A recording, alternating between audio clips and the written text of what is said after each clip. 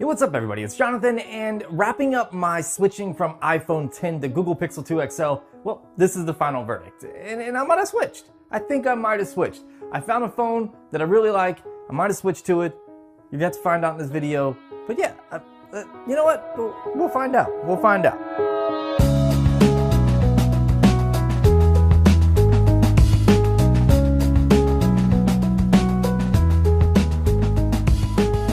To the Google Pixel 2 XL's design, it's not my favorite design phone in the world. I mean, it's not that it's very poorly designed, and it's not that it's very cheap. It's just, it doesn't feel as premium as the price point might lead you to believe. It is a metal constructed device, but the coating that they put on it almost replicates like a plastic type feeling. If you want a similar feeling, just hold an egg. It pretty much feels like an eggshell, at least if you have the white one or the panda version. And speaking of panda, I absolutely love this color scheme. It kind of reminds me of the yin yang cookies that you can get at the grocery store. So in a way, every time I look at my phone, I kind of get hungry. Might be the fatness, I don't know. But yeah, it's a really cool color scheme. And I have read that if you have the black model, it actually feels different in the hand. It's more textured and provides a little bit better grip versus the white model. So just keep that in mind. If you want the added grip that comes with the black model, but you have a Panda or white Pixel 2 or Pixel 2 XL, you can pick up a skin from Colorware. I'll leave that link down below. But you could also get a case like the one you see here, which is the Google Pixel case, I guess it's called. And I think they're fantastic. I really like Google's new cases for their new Pixel devices. They're pretty cool. The overall form factor of the device is really what I have the most problem with. I like devices that kind of bevel out a little bit in the back or have some curvature. That way it fits in the palm a little bit better, especially a larger device like the Pixel 2 XL. But it doesn't really have that. Instead, it's very flat. It's easy to operate for the most part, but things that involve, reaching to the very top of the display might make you shimmy your hand like it does me. And it doesn't really offer any modes within the software to shrink the display, to manage it with one hand. So that's pretty much where I'm at with this phone. But overall, I gotta say, on a scale of 1 to 10, I would give it like a solid 7 or an 8. Another thing I really like about the Pixel 2 XL's design language is a colored button. Now I know this isn't a make it or break it type thing, but it's just nice to have a little bit more uniqueness versus other devices on the market, outside of course OnePlus, because that red toggle switch on their new white model is pretty awesome. Moving things over to the display on the Pixel 2 XL, I honestly don't know how to approach this. My display is fine. It does have some blue shift going on, but it's nowhere near as bad as other models. And there's no degradation in picture quality on my display. However, I have physically seen with my own 2 eyes some degradation in display quality as well as horrendous blue shifting. It's just not as prominent on my model. But I do feel that Google is starting to get a hand on this situation because from what I understand, the newer models being shipped feature an updated panel with more accurate colors, less blue shift, and of course less burn-in. But when it comes to my particular model, I really didn't have that many issues with it. I enjoyed viewing content on it, whether watching a movie or browsing websites, and the multimedia experience is awesome thanks to the front-facing speakers, which are dual stereo speakers, and they sound excellent. I wish more manufacturers would implement this on their devices because, I don't know, having directional speakers firing straight at you makes a world of a difference. So I guess having dual front-facing speakers makes up for the lack of a headphone jack.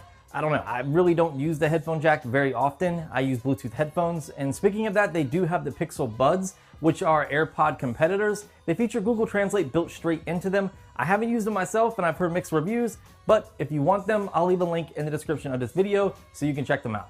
Whether I was browsing the web, looking at some social media, watching a video, listening to some music using the front-facing speakers, or even gaming, the multimedia experience on the Pixel 2 XL has been fine. And I absolutely love the device for that use. It gets a little bit warm during gameplay, but it's nothing to be alarmed about. It's not hot by any means. You can just feel a little heat back there. It's normal. But in terms of actual frame rates and performance, it functions beautifully, and you're not gonna have any issue no matter what you throw at this phone.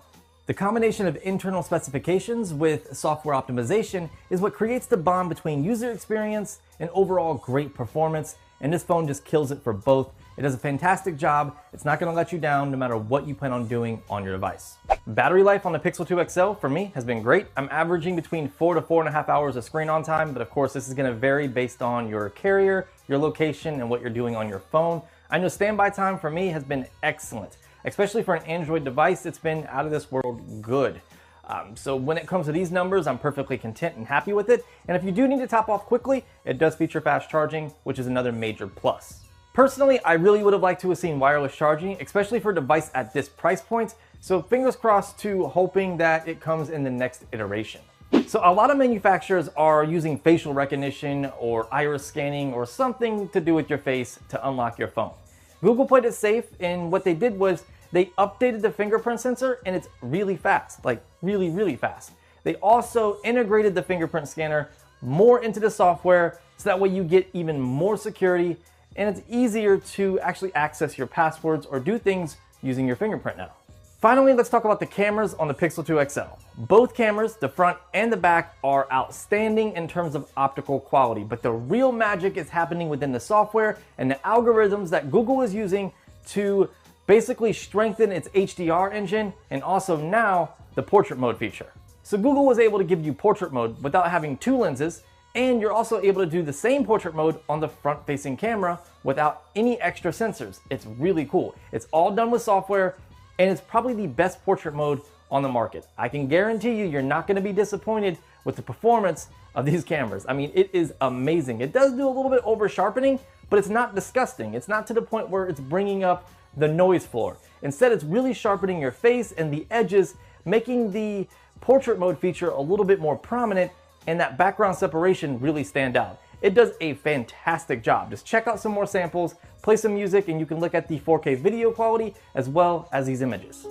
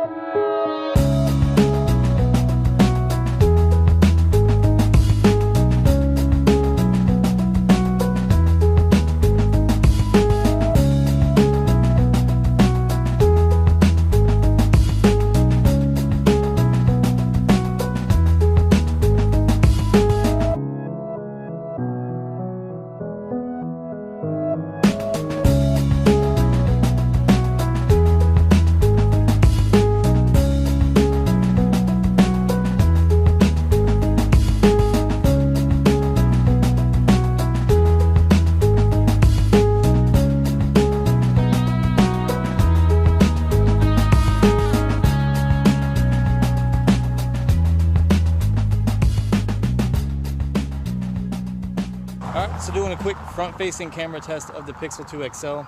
I'm near a fairly busy street, so if you hear cars in the background, I'm actually just doing how well the Pixel can separate my voice from the external noise. So let me know in the comment section what you guys think. Alright guys, so let's wrap this thing up and bring it on home. As an iPhone 10 user, switching to the Google Pixel 2 XL has almost been a breath of fresh air. I love the customization that comes with Android. I love the cameras. The dual front-facing speakers are second to none. Even though the iPhone 10 does not disappoint in terms of its audio quality, front-facing speakers and directional audio is definitely the way to go. The display on the Pixel 2 XL cannot compete with the iPhone 10, period. The notch at the top of the iPhone 10 is more distracting than the bezels on the Google Pixel 2 XL, but in terms of color rendering and just accuracy in general, viewing angles, all the normal stuff, the iPhone 10 is hands down the winner there. But overall, am I disappointed that I switched from the iPhone 10 to the Google Pixel 2 XL? Absolutely not. Will you be? Probably not. I mean, it is a little bit difficult if you are deeply embedded into iOS to switch to Android, but Google is making it easier and easier with apps like Files Go, which is basically an AirDrop replacement for Android. So yeah guys, that's the end of this video. I hope you enjoyed it. If you did, drop me a thumbs up. If you have any questions, hit me up on social or leave me a comment down below and I'll respond as quickly as possible. If you're not subscribed, go ahead and do so. If you already are subscribed, make sure you turn on those notifications so you can be alerted when new content drops. And of course, I'll talk to you in the next one.